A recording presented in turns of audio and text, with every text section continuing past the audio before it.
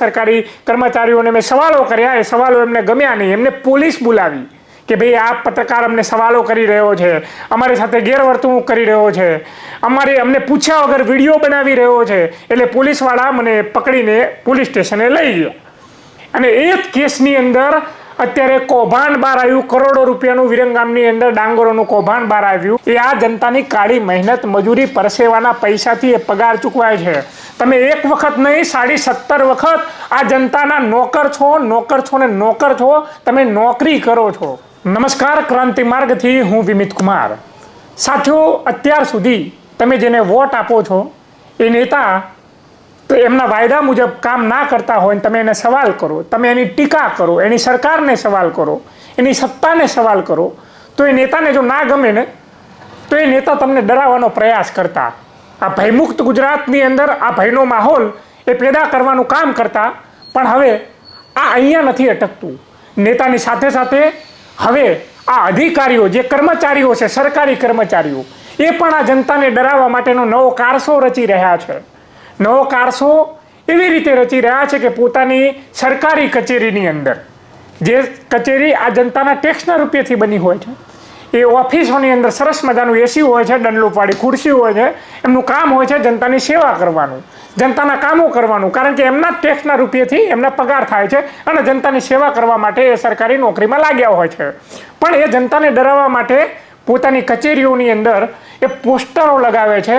પોસ્ટરો એ ભયયુક્ત પોસ્ટરો હોય છે, જનતાને ડરાવવા માટે એ લગાવે છે કે અધિકારીઓ અને કર્મચારીઓ સાથે ઉચિત અને નમ્રતાપૂર્વક વ્યવહાર કરો.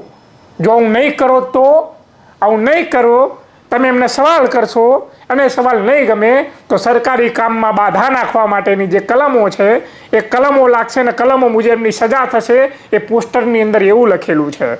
સરકારી કામમાં બાધા નાખવા મુજબ 354 લાગશે, ઓહો 2 વર્ષની સજા થશે, એવું જનતાને જણાવવા માટે એ પોસ્ટર લગાવ્યું છે.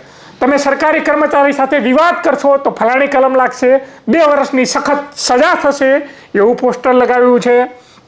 કર્મચારીઓ સાથે મારઝૂડ કરશો, એમને બ્લેકમેલ કરશો, સરકારી ઓફિસની અંદર બળજબરી પ્રવેશ કરશો તો ફલાણી કલમો લાગશે.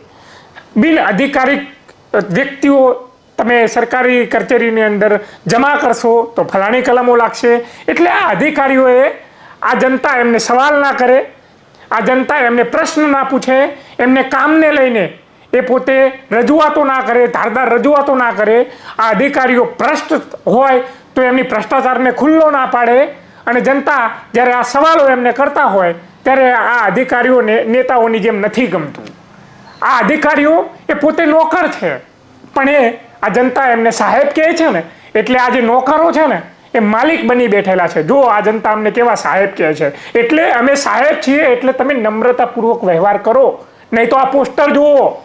નમ્રતાપૂર્વક વ્યવહાર નહીં કરો, તમે અમારી સાથે ગેરવર્તણૂક કરશો, તમે એમને સવાલો કરશો, તમે વિડીયો ઉતારશો, તમે અમારા ફોટા પાડશો, તમે અમારી પોલ ખુલ્લી પાડશો તો તમારી ઉપર સરકારી કામમાં વિવાદ ઊભો કરો, વિખવાદ ઊભો કરવા માટેની ફલાણી કલમો લાગશે. તમે વિડીયો ઉતારશો તો ફલાણી કલમો લાગશે.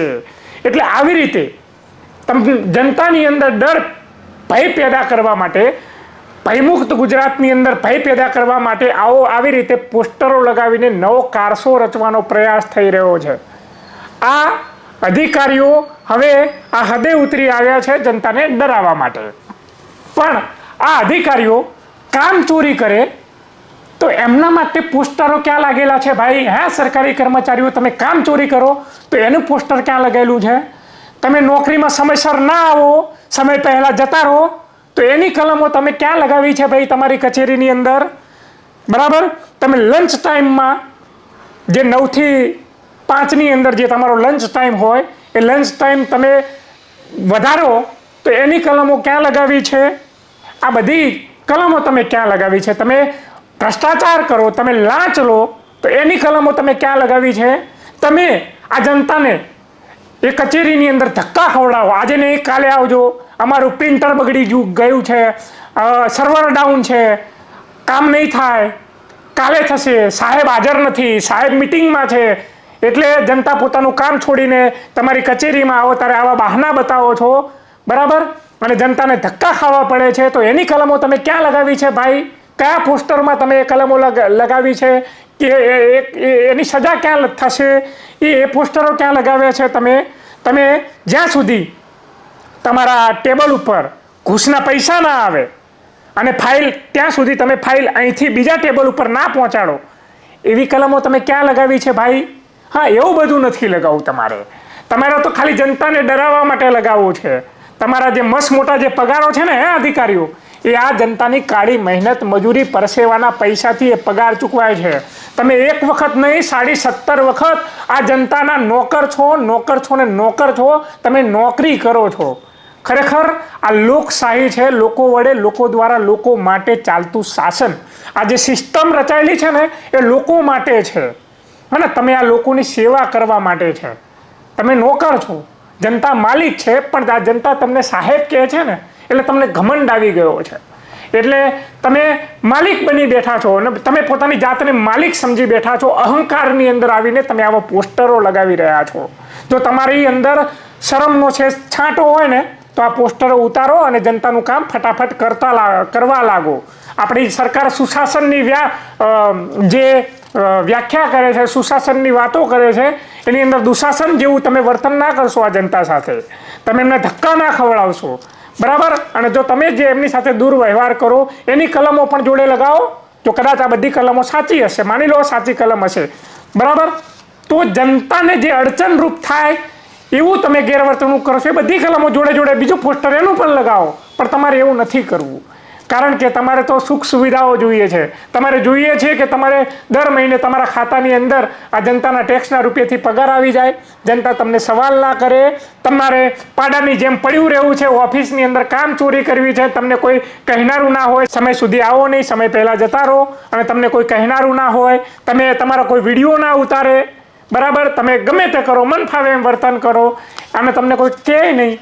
એના માટે તમે આવો કારસો રચો છો, તમે આવો પોસ્ટર લગાવો છો, ભયમુક્ત ગુજરાતની અંદર જનતાની અંદર ભય પેદા કરો છો. હા, આ બધા કામો કરો છો તમે. જો અધિકારીઓ તમને આ સરકારી નોકરીની જગ્યાએ ખાનગી નોકરી મળી હોત ને, તમે કદાચ કોલ સેન્ટરમાં હોત ને, અને આ જનતા તમને 17 વખત સવાલ કરે કે અમારા અંદર ફલાણું રિચાર્જ કેમ નથી થયું, કેમ તમારા અમારા ખાતામાંથી પૈસા કાપી નાખ્યા, તો તમારે જી સાહેબ, હા સાહેબ, થઈ જશે સર, પેલા ગાળો દેતા હોય ને તેમ છતાંય તમારે જીજી હાજી કરીને તમારે એને જવાબ આપવો પડશે, કારણ કે તમને નોકરી જવાનો ભય હશે.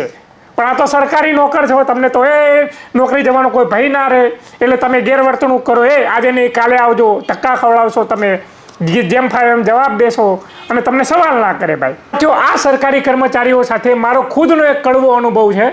આ કડવો અનુભવ એવો છે કે વિરંગામના જે ખેડૂતોએ જે ડાંગર ઉત્પાદન કરી હતી, રાત દિવસની મહેનત પરસેવાથી પાણી વાળીને ખેતરની અંદર મજૂરી કરીને જે ડાંગર ઉત્પાદન કરી અને એ ડાંગર એ સરકારે ગોડાઉનમાં જમા કરાવી અને એના પૈસા આ સરકારે આ ખેડૂતોને સમયસર ચૂકવ્યા નહીં.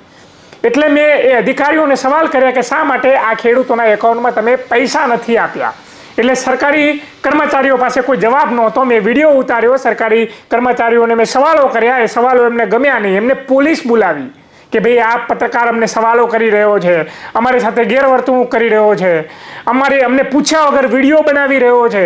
એટલે પોલીસવાળા મને પકડીને પોલીસ સ્ટેશને લઈ ગયા અને એ જ કેસની અંદર અત્યારે કૌભાંડ બહાર આવ્યું. કરોડો રૂપિયાનું વિરંગામની અંદર ડાંગરોનું કૌભાંડ બહાર આવ્યું. એટલે તમારે કૌભાંડ કરવા છે, તમારે કૌભાંડને છુપાવવા માટે તમારે સવાલો નથી લેવા, જનતાને જવાબો નથી આપવા અને એના ડરાવવા માટે તમારા પોસ્ટરો લગાવવા છે.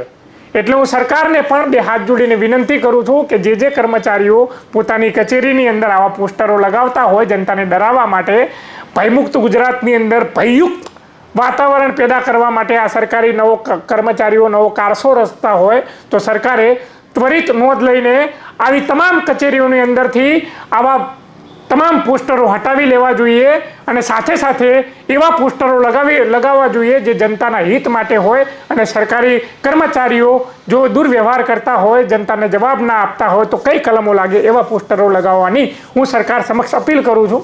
બાકી તમે જોતા રહો ક્રાંતિ માર્ગ ઇન્કલાબ જિંદાબાદ.